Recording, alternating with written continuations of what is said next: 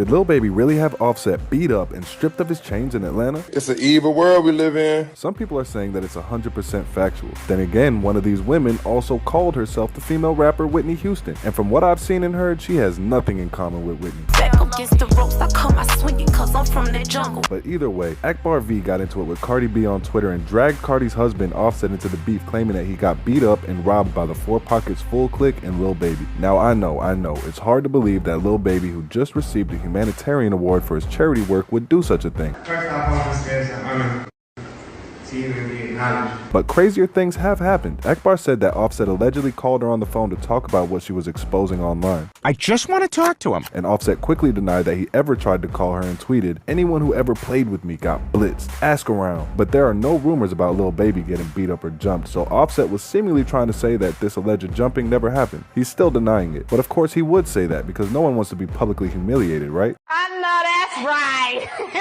So what's the truth? Obviously Lil Baby would deny it too because he doesn't want to end up in a situation like Young Thug is in right now, facing racketeering charges and life in prison. Thug is not being charged with actually carrying out any violence either, just for ordering it. So giving the order is enough to get you jammed up. That makes sense to me. That's why Lil Baby came out and denied the rumors, saying it's not true and stop spreading lies, please. And the please at the end is what really does it for me. It just feels like something a guilty person would say. It's possible. Because if it's not true, you would just deny it and keep it pushing, right? You can't get in trouble for something that there's no evidence of, and you certainly can't be convicted of an act of violence that never happened. Guess not. And there doesn't seem to be any evidence of it actually happening, so why the please? If Offset really called Akbar, then that also makes it seem like he's trying to cover up something. And Cardi admitted that she did call her, so something Akbar said definitely got to Cardi and Offset. Further evidence of this is the fact that Cardi somehow got her hands on private and intimate footage of Akbar and released it for the world to see, including Akbar's kids. Oh my. And now Cardi has a pending lawsuit, so she'll have to probably see Akbar in court very soon. They want me today, then get some sleep, you know it's up tomorrow. Now this was obviously a very petty and nonsensical move by Cardi. She put herself in a vulnerable position where she can now be taken to court and will likely lose. Exposing somebody like that is taken very seriously these days, and exposing someone on video is taken much more seriously than starting a rumor about somebody. Lil Baby and Offset are on the same label as well, only the label has sided with Lil Baby completely at this point. The CEO even got on video with Lil Baby saying, Show what's going on.